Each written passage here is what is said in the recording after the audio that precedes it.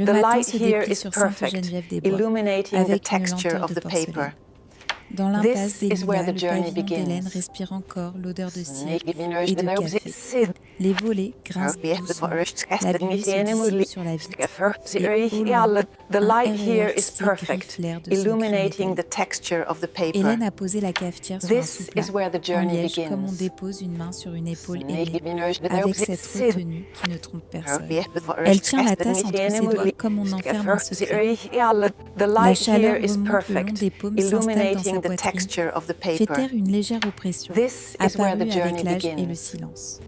Sur la table, une nappe aux couleurs fanées, une assiette seule, un couteau émoussé. Les choses ont l'air de la connaître par son The prénom. light here is Une perfect, radio parle bas la voix illuminating d'un the texture présentateur of the paper. qui n'a jamais rien à lui This demander. is where the Sur le journey buffet de begins. cadre, dans le premier, un homme au regard franc, chemise claire, main noueuse d'artisan son mari. Le verre reflète la cuisine The et light il here superpose is une époque perfect, révolue. illuminating the Dans le texture second, of the Paul paper. costume ajusté, lèvres serrées, This is where dans the un journey sourire un peu begins. tendu debout, devant une façade de verre. Elle effleure le bord du cadre du bout de l'index, ce geste minuscule qui remplace une The light caresse. here is Le jardin perfect, derrière est net, presque illuminating the militaire, texture of the et paper. et basse, This is where the rosier, journey discipliné, begins. un carré de menthe. Hélène a appris à aimer la précision des gestes, qui appellent tailler, rincer, essuyer, recommencer. The Dehors, light une here brouette is attend un sac perfect, de terreau entamé. illuminating the Elle se texture of répète the qu'il fera paper. beau dimanche. Elle This sait que is where Paul the passera journey en coup de vent begins. avant de reprendre le métro pour Paris. Elle s'habille simplement. Un pantalon marine, une chemise blanche encore The light amidonnée. here is Sur perfect, une chaise, une robe illuminating the neuve achetée texture la of the veille à paper. la galerie marchande. This Elle is n'a where the pas journey osé la begins. suspendre parmi les vêtements familiers. La robe d'un gris perle discret à se tomber qui promet d'être indulgent. Elle l'a choisie pour un dîner. Elle The s'est light here surprise is à sourire perfect, honteuse et fière de illuminating ce the texture frivole, of the comme une paper. adolescente tardive. This is Elle where the range la journey cuisine avec une begins. méticulosité tendre. Les torchons pliés, la cafetière rincée, le plan de travail passé au chiffon humide. Le pavillon se remet en The place, light retrouve here is son timbre. perfect, Elle ouvre la illuminating fenêtre. the texture L'odeur of de the terre paper. froide arrive brassée par un This vent is where rasant. the journey Un begins. train encore écharpe le ciel d'un bleu sombre. La ville proche palpite, mais ici tout reste à taille humaine. Dans l'entrée, un The miroir light here ovale is renvoie une image perfect, d'un visage calme. illuminating the texture of the Hélène observe paper. la peau qui s'amincit la This bouche, is where the qui s'est journey apprivoisée au begins. silence, les yeux qui veillent. Elle n'est pas coquette, elle est précise. Une mèche rebelle, rabattue. Un geste The de light tête, here is presque un salut à perfect, soi-même. illuminating La the dignité texture of the commence par paper. une couture This invisible. is where the Paul journey a appelé begins. hier soir. Une voix rapide, un peu étrangère, pleine de choses à faire d'appel, à passer d'aperçu à donner. Il a The parlé light here d'Agathe, is de son père, perfect, d'un illuminating dîner the à venir, texture of d'une the paper. opportunité. Le mot a This flotté is where the au-dessus de la journey table begins. comme une poussière dorée. Elle a dit oui, trop vite comme pour retenir au filet un poisson nerveux. Après la cuisine a semblé plus grande. The Elle light connaît here is Agathe de perfect, loin. illuminating the Une texture silhouette of the fluide, paper. des ongles impeccables, ses This phrases is where the journey nettes begins. qui referment sa conversation comme on referme un sac. Hélène a cherché sans s'y attarder ce qu'il fallait dire pour paraître adéquate. The Elle a light pensé here au is bouquet au perfect, dessert qu'on apporte. illuminating the texture of the Puisqu'elle s'est paper. ravisée, il y aura This déjà des is where bouquets, the des journey desserts, begins. des choses qui brillent. Elle apportera sa présence et une robe neuve. Cela suffira. À 10 heures, elle sort au jardin. Elle coupe les tiges mortes des rosiers avec des gestes exacts. La terre cède sous la lame secrète, une odeur presque sucrée. Les mains d'Hélène vont et viennent patientes, efficaces, et quand une épine accroche la peau, elle retient une exclamation. La douleur est brève, vive, et tout de suite absorbée. Elle a pour ses piquures une gratitude mystérieuse. Le voisin d'en face, casquette en laine, sort ses poubelles. Il la salue de loin. Les convenances de quartier sont des bars stables, à hauteur du cœur. Hélène répond, puis retourne à sa tâche. Le soleil, encore timide, déclenche sur les feuilles des reflets de miroir. Elle pense soudain au mot vernis et ne sait pas pourquoi. The light Peut-être here le is reflet, peut-être un perfect, souvenir, une vieille illuminating the porte qu'on texture referme. of the paper. Dans l'après-midi, elle This prend le is where the RER journey pour begins. Juvisy par habitude plus que par nécessité. Les Les gares défilent comme des stations d'une prière monotone. Elle observe les visages, les gestes, la manière dont certains tiennent leur téléphone comme une seconde peau. Elle aime même ce ballet discret de vis parallèles. Elle y loge sa propre discrétion, comme un livre qu'on remet en rayonnage. À la galerie marchande, elle s'attarde devant une vitrine de chaussures. Elle n'achète rien. Elle se contente de comprendre ce qui se porte. Le gris, les pointes fines, la promesse d'allonger la jambe. Elle s'avance, demande sa taille, essaye. La vendeuse lui tend un miroir bas. Hélène y découvre un pied qui ne lui appartient pas, plus audacieux que son âge, et elle le repose poliment. Elle s'assoit au café près d'une baie vitrée. Elle demande un déca et le boit lentement, regard tourné vers l'extérieur. Au fond de sa sacoche, un carnet à couverture craft. Elle inscrit quelques mots brefs, économes, dîner dimanche. Robe gris perle, sourire, ne pas trop parler, écouter. Cette liste plus que tout la rassure. Les choses deviennent franchissables une fois alignées. Le soir à la maison, elle étend la robe sur le lit. Elle passe la main sur le tissu, mesure la longueur, imagine la lumière de l'appartement d'Agathe et de Bernard. Elle se dit que le gris perle se comportera bien sous les lustres s'il y en a, et même sous le LED froid des plafonds modernes. Elle n'est pas dupe, mais elle sait négocier avec la lumière. Les jours qui suivent s'écoulent avec la douceur résistante des rituels. Le marché du mercredi où elle achète des pommes et du fromage chez le même fromager depuis des années. La bibliothécaire qui lui demande des nouvelles par réflexe. Ça va, répond Hélène, et la phrase neutre tient lieu d'abri. Elle emprunte un roman et un essai d'art qu'elle ramène comme on ramène deux oiseaux dans une cage. Le vendredi, Paul envoie un message. Dim 19h chez Agathe. Ni. Code envoyé. Nous avons raté aussi. Rien de plus. Elle lit 3 fois la ligne brève, trouve familière la sécheresse. Y voit un progrès tout de même, l'heure, le lieu. Elle note sur le carnet. Elle s'assoit ensuite, main posée à plat sur la table, et laisse le silence lui traverser le corps comme une eau fraîche. Dans la salle de bain, elle sort un petit flacon de parfum qu'elle utilise rarement. Une odeur discrète, presque une ombre. Elle en tapote ses poignets, approche le visage, respire. C'est à peine un geste, mais il la relie à une part d'elle qui n'a pas vieilli, celle qui savait entrer dans une pièce et en prendre la température au premier coup d'œil. Le samedi, elle repasse la robe. Le fer glisse, libère une odeur de linge. Elle tourne le vêtement avec l'application d'une couturière. Les plis se laissent convaincre un à un. Elle sourit en pensant à la manière dont Paul enfant regardait la vapeur en disant que c'était un dragon. Le souvenir laisse dans la bouche un goût de sucre ancien. Elle s'y attarde sans s'y noyer. Le téléphone sonne. Le numéro s'affiche sans nom. Elle attend la deuxième sonnerie avant de décrocher. La voix de Paul précipitée, excusée avant de l'être. Juste pour confirmer dimanche, maman. Tenue chic mais simple. Elle répond, bien sûr. Elle entend déjà ailleurs dans un couloir, un ascenseur, un monde où les phrases ont besoin de badges pour circuler. Elle range le téléphone et reste debout un moment dans le salon. Le parquet sous ses pieds a le craquement des confidences. Elle va jusqu'à la bibliothèque et effleure des reliures, comme on énumère des prières, des livres d'art, des catalogues, des romans marqués au crayon. Elle en tire un au hasard, l'ouvre au milieu, et c'est tout un siècle qui se déplie entre ses mains, avec ses textures, ses pigments, ses passants lumière. Le dimanche s'annonce clair et froid. Elle se lève tôt, prépare un déjeuner léger. Elle ne veut pas arriver fatiguée. Elle pose la robe sur une chaise, les collants dans leur emballage, les chaussures cirées, le manteau brossé. Tout est prêt. Elle se maquille, à peine un trait de crayon. Un soupçon de rouge. Son visage reprend par endroits des droits oubliés. En fin d'après-midi, elle s'assied sur le bord du lit, téléphone à la main. Elle lit, encore une fois, le message de Paul.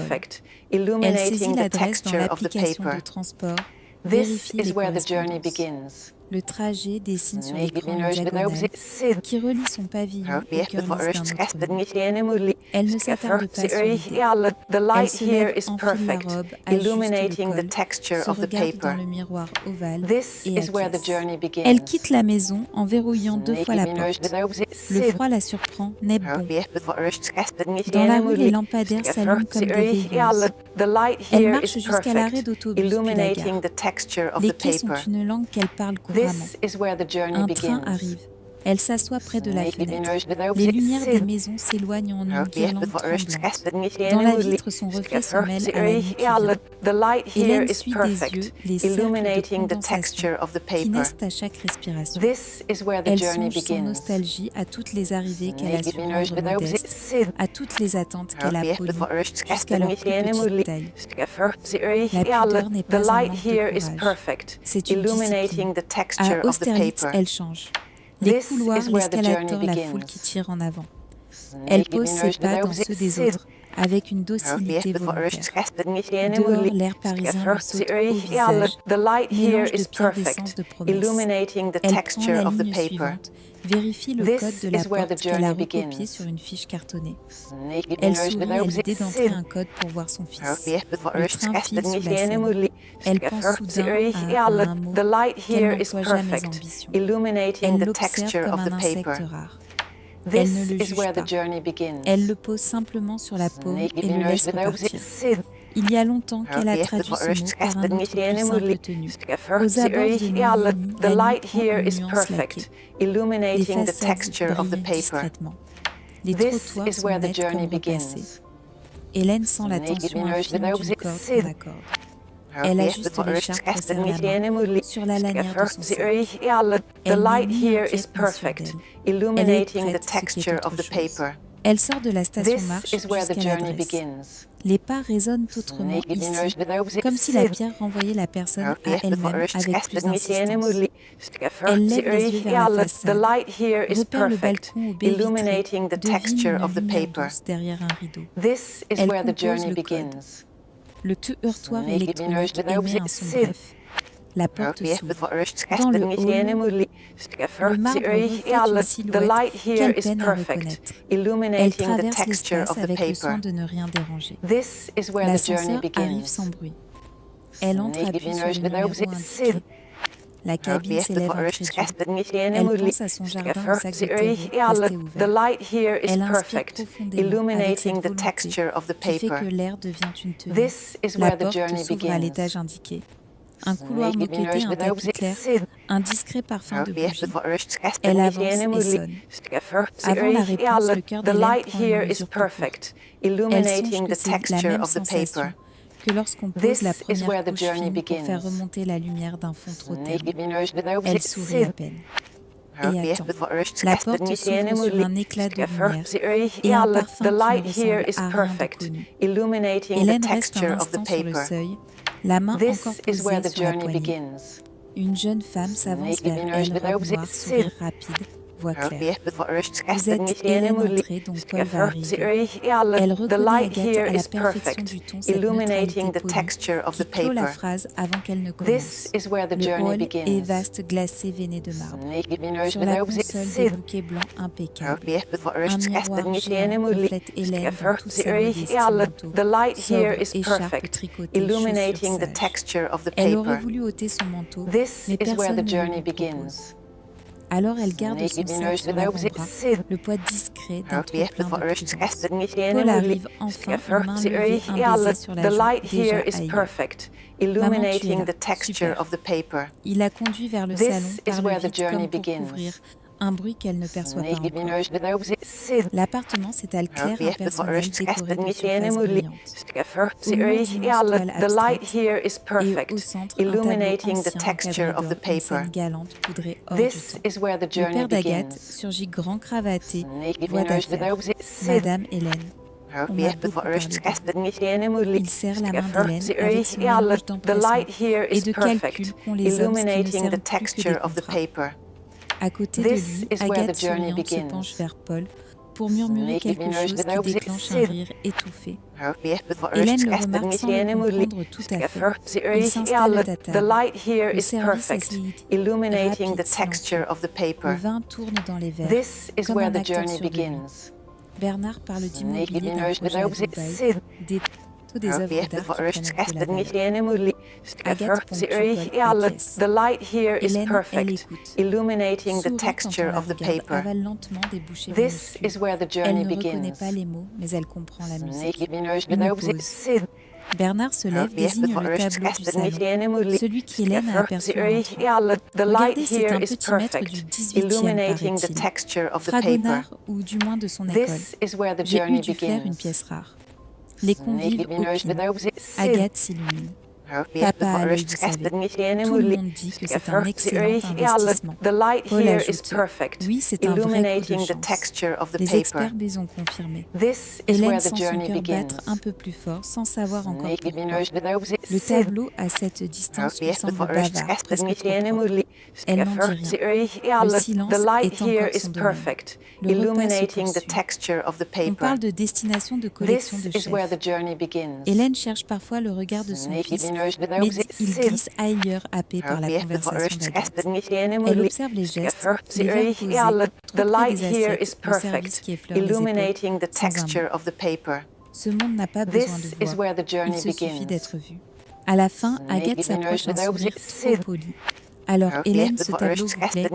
Ça doit vous changer de la médiathèque, non? Le ton est léger, presque aimable. Mais sous la phrase, quelque chose tranche net. Paul se fige, ne dit rien.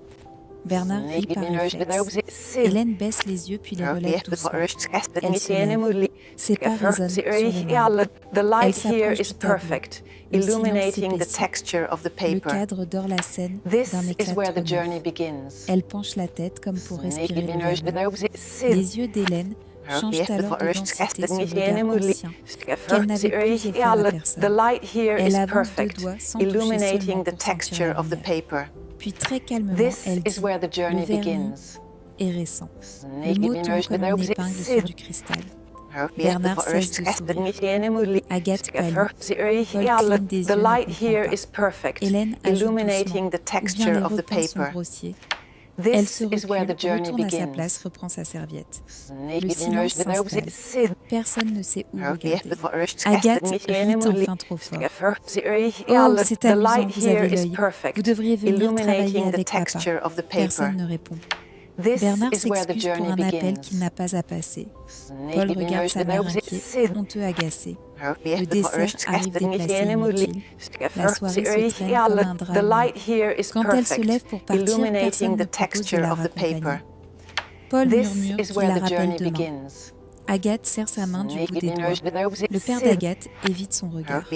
Hélène quitte l'appartement, descend lentement l'escalier. Le hall lui semble plus grand qu'à l'arrivée plus froid. Dehors, la nuit est nette sans vent. Elle respire longuement. La lune au-dessus de Neuilly ressemble à une pièce d'argent trop polie.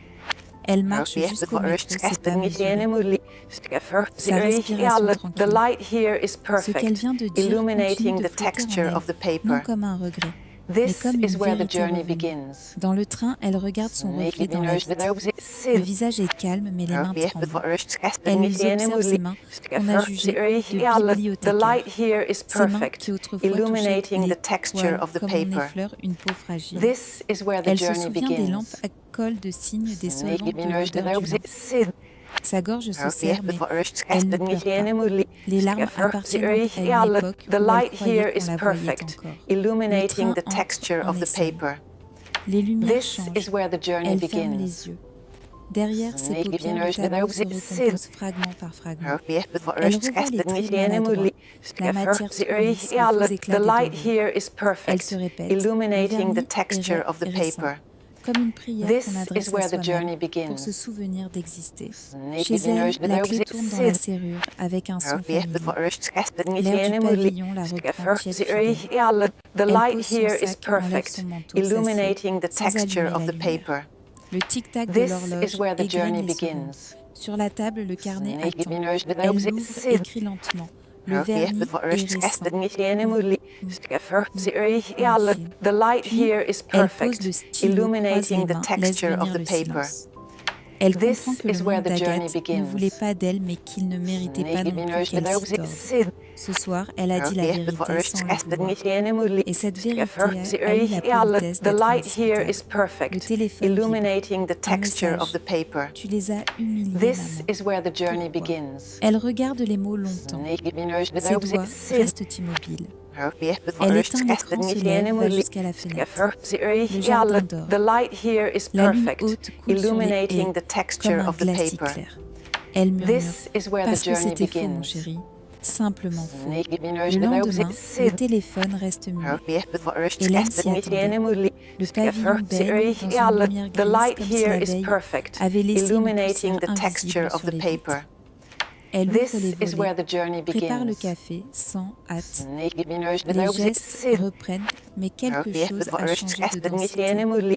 Le silence n'est plus un vide, The light il est here un is espace perfect, où respirer. illuminating the Elle pense à texture of Paul, the à sa voix paper. serrée, à ses mots qu'il n'a pas This su is where dire. the journey begins. Elle devine la colère d'Agathe, la gêne de Bernard. Tout cela lui paraît lointain, presque théâtral. Ce qui la blesse, ce n'est pas la faute, c'est la cécité The de son light fils. here is perfect, Elle aurait voulu qu'il entende illuminating the derrière sa texture phrase, of the paper. non pas la provocation, mais la This is where the vérité nue. journey Le begins. vernis toujours finit par craquer. Elle sort dans le jardin. Le froid lui mord les joues et les doigts. Elle taille une tige sèche, ramasse les feuilles. Chaque geste est un mot qu'elle adresse à son propre illuminating cœur. the texture Elle of se the dit qu'il faut paper. recommencer, mais autrement This sans is where the attente, journey sans begins. excuse. Ses mains couvertes de terre retrouvent leur poids exact. Elle se souvient d'avoir travaillé autrefois avec la même patience devant les The toiles light fragiles. here is perfect, C'était une autre vie, illuminating the une autre texture époque. of the paper. Les jours suivants se déroulent dans This une is where the lenteur journey dense. begins. Les voisins à la saluent, les mêmes gestes, les mêmes phrases. À la bibliothèque municipale, où elle passe encore de temps en The temps, light on here lui is demande si perfect, elle a lu le dernier prix illuminating the littéraire. texture of the Elle paper. répond oui sans conviction. This is where the journey Le monde begins. continue comme si rien ne s'était déplacé. Le soir, elle relit de vieux carnets, des notes techniques sur la restauration des échantillons, de pigments, des croquis The au light crayon. here is Les mots perfect, réveillent des sensations illuminating the enfouies, texture of the la gomme paper. arabique, le bleu de This Prusse, is where the la journey colle de peau. begins. Elle ferme les yeux. Tout revient avec la précision du métier qu'on n'a jamais vraiment perdu. Sur le bureau, une photo d'elle, jeune blouse The light blanche, here is fin perfect, penchée sur un tableau. illuminating the Au dos, une texture of the dédicace paper. à Hélène pour This sa lumière is where the calme, journey begins. Antoine. Elle la retourne émue. Le nom d'Antoine Mercier revient comme un parfum oublié. Elle n'a jamais repris contact. The Elle light hésite. here is perfect, Elle illuminating the hésite. texture of the Puis, note paper. son nom sur un bout de papier. This is where the Rien de journey plus. begins. Juste un nom pour demain. Le soir même, Paul appelle. La voix est tendue, heurtée. Mais pourquoi tu as fait The ça? light here Fais is quoi? perfect, Mais tu les as mis illuminating the mal à l'aise. texture of the paper. C'était inutile. This Donne. is where the journey begins. Mais elle garde le silence. Mais tu crois que je n'ai pas compris. Tu voulais me faire honte. The light here is perfect, illuminating the Je texture voulais of dire the la paper. vérité. Il souffle un rire This is sec. where the journey Tu begins. crois toujours que la vérité est une vertu. C'est fini ce temps-là. Dit-on, dit-il sans discours. Elle ne répond pas. The light Écoute, here je is t'appelle plus perfect, tard. illuminating the texture of the paper. Dit. La ligne This se is coupe. where the journey Elle begins. reste un long moment immobile, téléphone en main. Les phrases tournent encore, mais se dissipent d'un vite. Ce n'est pas la colère qu'elle ressent, ni la tristesse, c'est un détachement lucide. Il faut que Paul fasse son propre chemin, même si cela doit le blesser. Les enfants parfois doivent traverser leurs mensonges avant d'aimer vraiment. Le lendemain, elle prend le RER pour Paris. L'idée est venue d'un coup sans plan. Elle descend à Saint-Michel, traverse les quais longe la Seine. L'air est vif. Les ponts, les pierres, tout. Lui parle d'une époque où elle croyait que la beauté avait un poids moral. Elle s'arrête devant la vitrine d'une librairie d'art. À l'intérieur, les catalogues de Christie sont empilés. Son cœur bat plus vite. Elle entre. L'odeur du papier glacé la frappe familière, presque charnelle. Elle parcourt les rayons, tombe sur un catalogue ancien. Exposition Fragonard, restaurée 1988. Ses doigts tremblent légèrement. En ouvrant le livre, elle découvre son nom dans la liste des restaurateurs associés. Hélène F. L'initiale la bouleverse plus que le nom complet, comme une empreinte qui aurait survécu. Elle achète le livre, sort, s'assoit sur un banc. Elle le feuillette lentement, jusqu'à trouver la reproduction d'un tableau qu'elle avait restauré la jeune fille au ruban. Elle se souvient du vernis craquelé des retouches qu'elle avait effacé une à une. Le souvenir l'enveloppe. Elle se dit que finalement ce n'est pas le monde qui a changé, c'est elle qui s'est tuée trop longtemps. De retour chez elle, elle ouvre un vieux classeur. Dans une pochette plastique, une carte Antoine Mercier, département des maîtres anciens, Christie's Paris. L'encre est un peu pâlie, mais le numéro existe encore. Elle hésite longtemps, compose les chiffres, puis raccroche avant la dernière touche. Pas encore. Pas ce soir. Elle doit d'abord comprendre ce qu'elle attend de cette rencontre reconnaissance ou simple continuité. La nuit, elle rêve de pigments, des poudres fines, des couches transparentes. Elle rêve qu'elle restaure une toile immense que chaque passage de pinceau efface non pas la saleté, mais la peur. Au réveil, elle a les mains posées à plat sur les draps, comme si elle prenait encore une œuvre fragile. Les jours passent. Elle se remet à peindre d'abord sur de petites planches. Elle prépare les supports avec un soin cérémonieux. Le bruit du pinceau sur la toile lui rend la paix. Elle retrouve cette attention absolue, cette écoute du geste.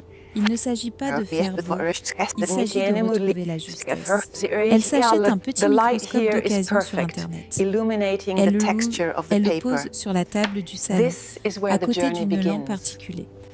Le soir, elle observe des échantillons de vieux vernis. La précision du détail lui rend le monde habitable. C'est son secret, son contrôle. Elle n'en parle à personne. Un après-midi, elle reçoit une lettre administrative, une convocation pour une réunion d'anciens élèves de l'Institut du patrimoine. Elle rit doucement 30 ans de silence, et soudain, le passé qui sonne à la porte. Elle garde l'enveloppe ouverte sur la table, se promet d'y réfléchir. La vie, semble-t-il, la rappelle à elle-même. Le téléphone sonne encore. Cette fois, c'est Paul. La voix est fatiguée, plus basse.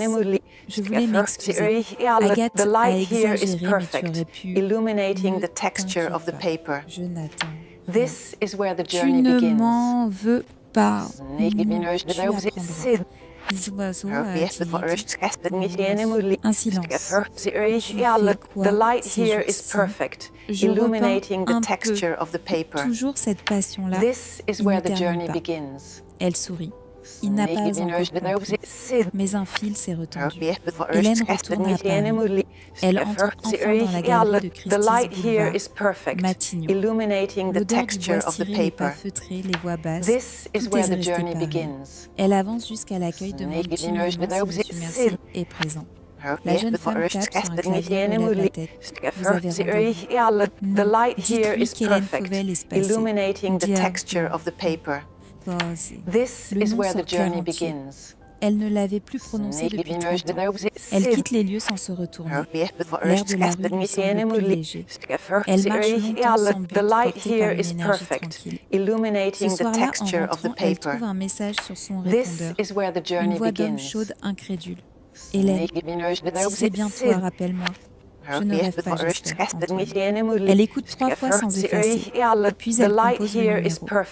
Antoine, un silence puis un rire doux.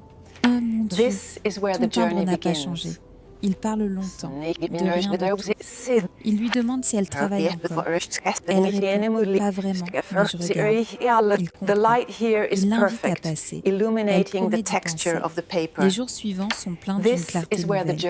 Elle sent en elle une force calme, presque animale. La honte, la blessure, tout s'est transformé en une ligne droite tenace. Elle ne cherche pas la revanche, seulement la précision. Quand elle repense à Agathe, c'est sans colère, avec une compassion distante. Les gens qui méprisent révèlent surtout leur peur de voir. Un matin, elle reçoit un article de presse scandale autour d'un faux fragonard vendu à prix d'or à un promoteur parisien. La photo du tableau flou mais reconnaissable occupe la moitié de la page. Elle pose le journal, respire. Ce n'est pas la joie qu'elle ressent, mais une sorte de confirmation cosmique. Le vernis vraiment l'intéresse. Cette nouvelle la traverse sans triomphe. Elle pense à Paul, à la tempête qui s'annonce dans son monde. Elle sait qu'il va l'appeler pas tout de suite, mais bientôt. En attendant, elle continue de peindre, de restaurer en silence de vieux cadres achetés au plus. Son salon s'est transformé en atelier discret. La lumière du matin y entre en biais douce comme un souvenir. Un soir, elle ouvre le courrier, une enveloppe crème, le sceau d'une invitation. Réception de fiançailles, Agathe and Paul. Elle reste longtemps immobile, la lettre ouverte entre les doigts. Puis, elle sourit un sourire de pitié tranquille. Elle le pose sur la table, prend une gorgée de café. Le monde continue, mais il n'est plus dur. Le carton d'invitation repose sur la table depuis 3 jours. Hélène le regarde comme on regarde un objet étrange retrouvé sur une plage. Elle aurait pu ne pas y aller. Elle aurait pu laisser le silence clore l'histoire. Mais quelque chose en elle, non la colère mais la rigueur, refuse que le mensonge se dresse sans réponse. Alors elle décide d'y aller sans faste, sans témoin, avec la même tenue qu'autrefois, au musée calme exact indiscutable. Le jour de la réception, elle se lève tôt. Elle repasse un tailleur sobre d'un gris. Elle choisit un foulard bleu pâle presque invisible. Elle se coiffe avec soin, sans chercher à plaire. Devant le miroir, elle se regarde longuement. Ce qu'elle voit n'est pas une femme qui se venge, mais une femme qui revient à la surface de son propre nom. Elle murmure. Ce soir, on verra clair. Le RER la dépose à Paris. Le reste du trajet se fait en taxi. Elle regarde défiler les façades, les boutiques, les vitrines chargées de reflets. Le monde moderne brille trop. Elle se dit que le luxe est une lumière qui ne chauffe pas. Le chauffeur lui parle du trafic. Elle répond par monosyllabes. Son esprit est ailleurs dans cette zone de clarté intérieure où rien ne tremble. Devant l'immeuble, des voitures haut de gamme s'alignent. Les portiers saluent les convives, montent en rire feutré. Hélène donne son nom. L'hôtesse de réception consulte la liste, hoche la tête. Rue Madame Fauvel, 5e étage, salle d'honneur. Elle remercie entre mots. Dans l'ascenseur, elle ajuste sa manche comme on affûte un instrument. La porte s'ouvre sur un éclat de voix et de cristal. Les lustres répandent une lumière dorée. Les serveurs circulent, les rires montent en ville. Paul debout près du bar la voix. Il hésite surpris, presque inquiet. Agathe, à son bras, se raidit. « Maman, tu es venue. » Hélène incline la tête doucement. « Tu m'as invitée. » Les premières minutes sont suspendues. Les invités la saluent, certains poliment, d'autres distraitement. Bernard, en habit sombre, s'avance un sourire trop large. « Madame Fauvel, quelle joie! J'espère que vous ne m'en voulez pas pour l'autre fois. Vous savez, c'est malentendu de salon. » Elle répond calmement. « Il n'y a pas de malentendu, monsieur. Seulement la lumière. » Il rit un peu nerveux. « Ah, vous avez toujours ce ton mystérieux. » Elle ne répond pas. Ses yeux parcourent la salle, s'arrêtent sur un visage connu. Antoine Mercier. Costume sobre, regard clair, cheveux grisonnants. Il parle avec un collectionneur, puis s'interrompt soudain. Son visage se fige, s'illumine. Il avance lentement d'abord, puis avec une émotion visible. Hélène, mon Dieu, Hélène Fauvel. Un silence tombe autour d'eux. C'est bien toi, je croyais que tu avais disparu de la circulation. Elle sourit sans détour. Disons que j'étais ailleurs. Antoine rit les yeux humides. La restauratrice des maîtres anciens, celle qu'on appelait l'œil absolu du XVIIIe. Les têtes se tournent. Bernard pâlit. Agathe fixe Hélène sans comprendre. Paul bouge entrouverte cherche un repère. Antoine poursuit. Vous ne savez pas qui vous avez sous les yeux, cher Bernard. Hélène Fauvel, la plus fine restauratrice que j'ai connue. Elle reconnaissait un repeint. Au parfum, un faux à la manière dont la lumière glissait sur la toile. On apprenait tous d'elle. Le silence devient lourd. Hélène reste droite paisible. Bernard s'éclaircit la gorge. Vous voulez dire cette Hélène Fauvel, celle de l'Institut du patrimoine. La même. Vous avez un trésor sous votre nez et vous ne l'avez pas vu. Agathe détourne le regard. Son sourire This s'effondre. is where the journey begins. Paul lui recule d'un pas. Une honte froide lui traverse le dos. Tout devient net brutalement. Antoine continue sans méchanceté. Et d'ailleurs, ce tableau dont vous étiez si fier, Bernard, vous savez, le fameux petit maître du Titiano, il a refait surface dans un dossier délicat. Il semblerait que le vernis, ce fameux vernis soit non seulement récent, mais frauduleux. Une imitation montée par un atelier de chant. Un murmure parcourt la salle. Bernard porte la main à son front. Hélène ne dit rien. Antoine ajoute « Il n'y a pas de honte, vous savez. Seuls les vrais yeux peuvent faire la différence. Et celui d'Hélène, c'est un don. This is where the journey begins. Tous les regards convergent vers elle. Elle sent la chaleur du moment, mais reste immobile. L'émotion d'Antoine sincère lave la scène de toute vulgarité. C'est une reconnaissance par un triomphe. Agathe s'avance livide. Vous auriez pu me prévenir, Paul. Je ne savais pas. Et ta mère, une restauratrice, c'est absurde. The light here is perfect, illuminating the texture of the paper. Il la regarde les yeux ouverts pour la première fois depuis des années. Mais tu te souviens, ce soir-là, elle a dit que le vernis était récent. Elle savait. Et moi, je l'ai laissé passer pour une idiote. Agathe veut répondre, mais sa voix se brise. Elle recule, heurte un serveur. Le cristal tinte. La fête se fissure. Antoine pose une main sur l'épaule d'Hélène. Je suis heureux de te revoir. On a tant perdu sans toi. Elle répond doucement. J'ai choisi le silence. Il m'a appris beaucoup. Et maintenant, je regarde. Les invités chuchotent. Bernard s'éclipse vers le fond téléphone à la main. Agathe disparaît dans un couloir. Paul reste seul, les mains vides. Hélène, elle sent le calme la traverser. La vérité vient d'être dite sans qu'elle ait besoin d'un mot de plus. Ce n'est pas une revanche, c'est une réparation invisible. Elle quitte la salle, descend les escaliers. Antoine la rattrape. Hélène attend. Donne-moi ton adresse. Elle la note sur un coin de programme. Viens prendre le café un jour. Tu verras, j'ai un petit atelier maintenant. Il la regarde attendrie. J'y viendrai. Et je te parlerai d'une place à l'Institut si jamais tu veux reprendre. Elle sourit. Reprendre non, mais transmettre peut-être. Dehors, la nuit de Neuilly est immobile. L'air sent le jasmin et la pluie. Hélène respire profondément. Le bruit de la fête s'éteint derrière elle.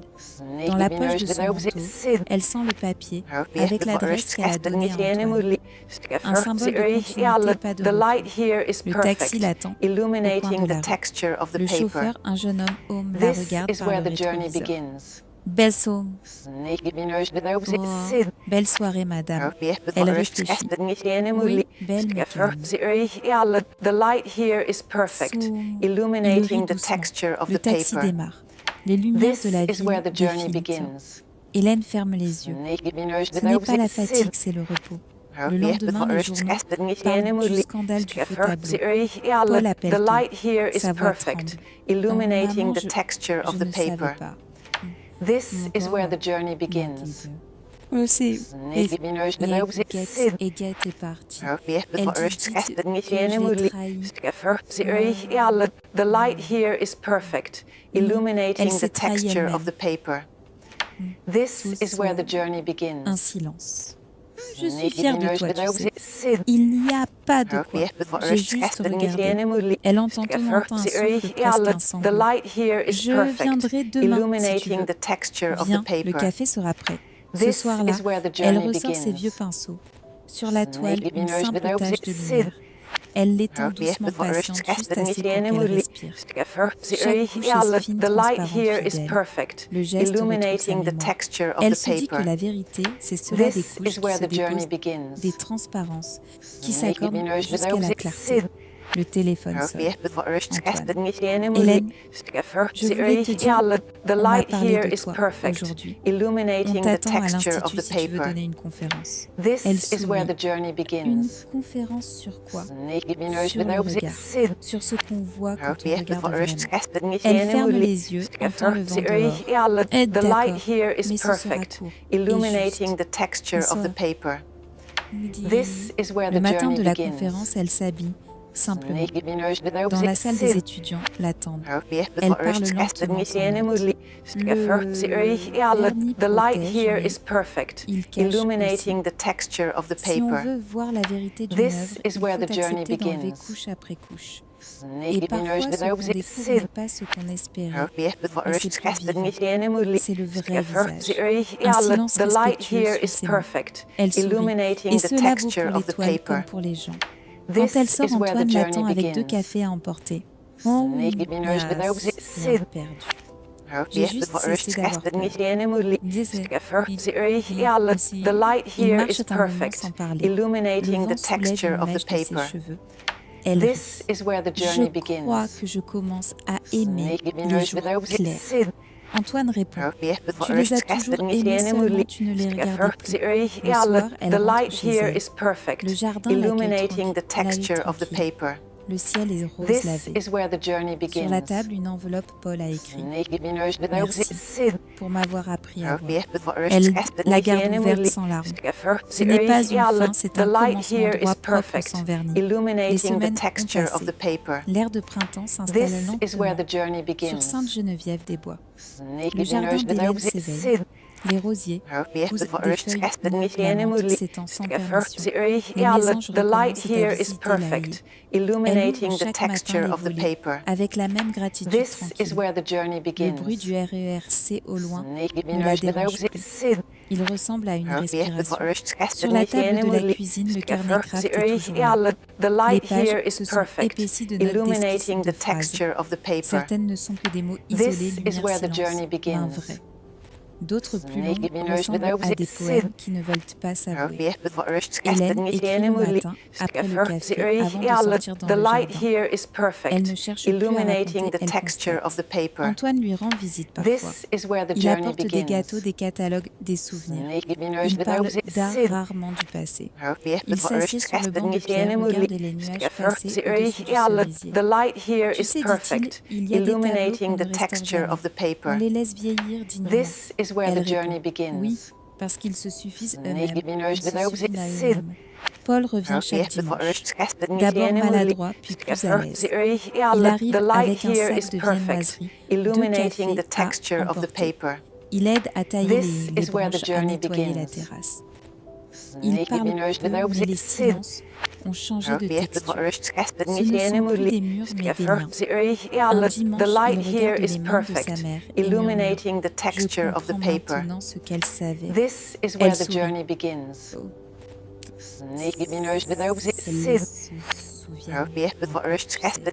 Un jour, il vient seul, sans prévenir. Il porte un petit carton. À l'intérieur, une photo agrandie. Hélène jeune devant une toile dans son atelier d'alors. Il l'a fait encadrer. En bas, il a écrit « Ma mère la restauratrice ». Elle le regarde toucher sans arrêt. Il dépose le cadre sur le buffet à côté de celui de son père. L'image maintenant complète le cercle. L'été approche. Hélène reçoit une lettre de l'Institut. On lui propose d'assurer un atelier mensuel pour les jeunes restaurateurs. Elle hésite, puis accepte. Pas pour revenir pour transmettre. Le premier jour, elle entre dans la salle claire, pose ses lunettes. Observe les visages attentifs. Ce que vous apprenez ici, dit-elle, c'est à regarder, mais surtout à respecter le temps. Le temps est le seul pigment que personne ne maîtrise. Nous sommes Les étudiants écoutent fascinés. Elle leur montre des gestes, des précautions de respiration. Quand l'un d'eux demande « Et comment sait-on qu'on est prêt à retoucher ?» Elle répond simplement « Quand on n'a plus envie de se montrer ». Les soirs, elle retrouve son pavillon avec la joie d'un retour. Elle prépare du thé, s'assoit près de la fenêtre. Parfois, le téléphone sonne, Antoine ou Paul. D'autres soirs, rien. Alors, elle écoute les grillons, le vent qui traverse les haies, This is where the la journey lenteur qui begins. s'installe. Elle n'attend plus. Le temps n'est plus une menace. Il est devenu son complice. Elle a repris la peinture pour elle seule. Pas des copies, pas des restaurations des fragments de lumière d'étoiles presque abstraites où se devinent des éclats d'or et de bleu. Elle les pose contre les murs sans signature. Quand Paul les voit, il demande « Tu ne veux pas les vendre ?» Elle rit doucement. Vendre la lumière.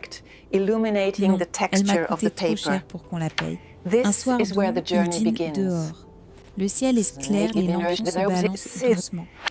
Paul lui parle d'un nouveau projet d'un poste à l'étranger. Elle l'écoute attentive. Et tu devrais y aller, dit-elle. Le monde est grand. This is where the journey begins. Il hésite. Et oui. Moi, j'ai assez voyagé dans le silence. Il rit, puis il se lève, serre sa main. Merci, maman, pour m'avoir appris à ne plus avoir peur de la vérité. Elle répond, c'est elle qui t'apprend à aimer. Quelques semaines plus tard, Hélène reçoit une enveloppe sans nom. À l'intérieur, un petit carton de visite Antoine Mercier. Christise, merci pour la lumière. Au dos, une phrase écrite à la main. On m'a demandé qui avait restauré mon regard. Elle sourit, range le carton dans son carnet. Elle sait que les vraies œuvres sont invisibles. Le temps passe encore. L'automne revient avec ses brumes. Le jardin se replie doucement. Les feuilles couvrent les allées comme une couverture. Hélène les ramasse sans hâte. Chaque geste est une prière muette. Elle se dit que la vie après tout n'a jamais été injuste, seulement exigeante. Le soir, elle écrit « Tout ce qui brille finit par ternir. Mais tout ce qui a été vrai même une seconde reste vivant. » Puis à un an, elle ferme le carnet, souffle la lampe. Le pavillon s'endort avec elle. Un matin d'hiver, Paul revient. Il porte une enveloppe, un sourire apaisé. Tu sais, dit-il, j'ai relu ta conférence. Celle sur le vernis. On devrait la publier. Elle fronce les sourcils. Publiée, non. Elle n'est pas faite pour être lue, mais pour être entendue. Mise à il insiste. Peut-être que d'autres ont besoin de t'entendre. Elle réfléchit. Alors fais-le, mais sans mon nom. Les mots se suffiront. Les mois courent tranquilles. Hélène marche souvent dans le quartier. Les passants la saluent. On dit « La dame du pavillon au rosier ». Personne ne sait qu'elle fut restauratrice, qu'elle a tenu dans ses mains des siècles de peinture. Et cela lui va bien. Elle appartient au paysage à sa juste place. Un dimanche, en fin d'après-midi, elle s'assoit sur le banc du jardin. Le vent soulève légèrement les pages du carnet. Elle le reprend, écrit une dernière phrase. La vérité ne fait pas de bruit. Elle est claire. Elle ferme doucement le cahier, le pose sur la table. Le soir, Paul repasse. Il dîne simplement. Il regarde autour de lui et respire. On dirait que tout est à sa place ici. Elle répond, c'est le secret. Ne rien déplacer quand on a enfin trouvé la lumière juste. Il rit, le temps semble suspendu. Avant de partir, Paul se tourne vers elle. Raconte-moi un jour comment tout a commencé. Elle répond, demain peut-être. Il acquiesce sans bas. Elle reste un moment dans la cuisine, écoute le tic-tac de l'horloge. La paix n'a pas de bruit, pense-t-elle. Seulement la présence. La nuit s'installe douce. Le pavillon dort. Hélène éteint les lampes, ouvre la fenêtre. L'air est froid, transparent. Au loin, un train passe. Elle ferme les yeux. Tout est à sa place. Et vous, combien de trésors cachés dorment dans les pavillons de banlieue que vous ne regardez jamais?